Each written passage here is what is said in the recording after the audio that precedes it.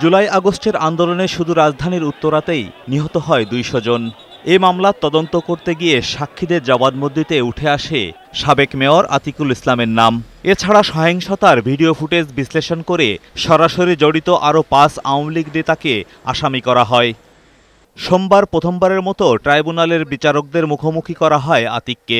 ছিলেন অন্য ৫ আসামিও। শুনানিতে ট্রাইব্যুনাল জানতে চান মেয়র আতিকের সম্পৃক্ততার বিষয়টি। এ সময় প্রসিকিউশন বলেন, আতিকের ইন্ধনেই বেপরোয়া হয়ে ওঠে আওয়ামী লীগ, ছাত্রলীগ সহ সহযোগী সংগঠনের নেতারা। বিপ্লবে নিরীহ নিরস্ত্র ২০০ জনের অধিক জনগণকে, ছাত্র জনতাকে হত্যা করা হয়েছে এবং এই ক্ষেত্রে এরা কেউ চিকিৎসায় বাধা দিয়েছে, কেউ হেলমেট বাহিনীকে অস্ত্র সরবরাহ করেছে এবং বিভিন্নভাবে এরা মানবতা বিরোধী অপরাধে কর্মকাণ্ডে সক্রিয়ভাবে অংশগ্রহণ করেছে, যার তথ্য প্রমাণ আমাদের ইনভেস্টিগেশন এজেন্সির কাছে আছে। কাঠগড়ায় পুরোটা সময় নিশ্চুপ ছিলেন আতিকুল ইসলাম। এর আগে তাকে হাজির করতে বিলম্ব হওয়ায় অপেক্ষায় ছিলেন বিচারপতিরাও।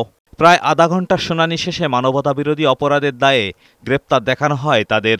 জনাব আতিকুল ইসলাম, জনাব শাহিনুর মিয়া, জনাব মনোয়ারুল ইসলাম চৌধুরী রবিন, আবদুল্লাহ আল মামুন মণ্ডল, দেলওয়ার হোসেন রুবেল এবং ইঞ্জিনিয়ার বশির উদ্দিন সাহেবকে ট্রাইব্যুনালে হাজির করা হয়েছে এবং তাদেরকে এই মামলায় শোন অ্যারেস্ট দেখিয়ে কারাগারে প্রেরণের নির্দেশ দিয়েছেন ট্রাইব্যুনাল। প্রসিকিউশন বলছে, জুলাই আগস্টের ঘটনায় বিভিন্ন থানায় এই আসামিদের বিরুদ্ধে ১৬টির মতো মামলা হয়েছে।